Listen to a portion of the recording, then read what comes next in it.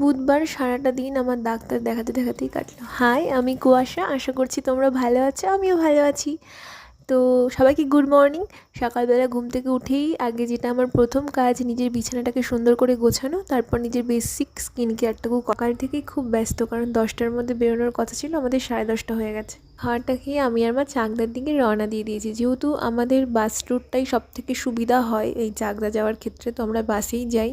আর সত্যি কথা বলতে চাকদা গিয়ে এই মন্দিরটা দর্শন না করলে কিন্তু মনটা ভালোই লাগে না। আমরা চলে গেছিলাম চাকদা হসপিটালের একটা ডাক্তারকে দেখানোর জন্য। আসলে আমি প্রচুর ডাক্তার দেখিয়েছি, অনেক ওষুধ খেয়েছি।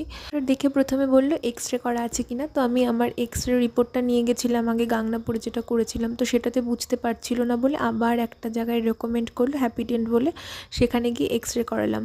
তো সেখান থেকে এক্স রে রিপোর্ট দেখে ডাক্তার বললো দাঁতে কোনো প্রবলেম নেই, শুধু মাড়িতে একটা টিস্যু গ্রোথ হয়েছে, তো সেটার জন্য অপারেশন করতে হবে। সোমবার অপারেশনের ডেট দিল, আর কিছু টেস্ট দিয়েছে। টেস্টগুলো করবো বলে আমি আর মা সিবিডিএতে গেছিলাম, কিন্তু আমার খালি পেট ছিল না বলে আজকে আর টেস্টগুলো হয়নি।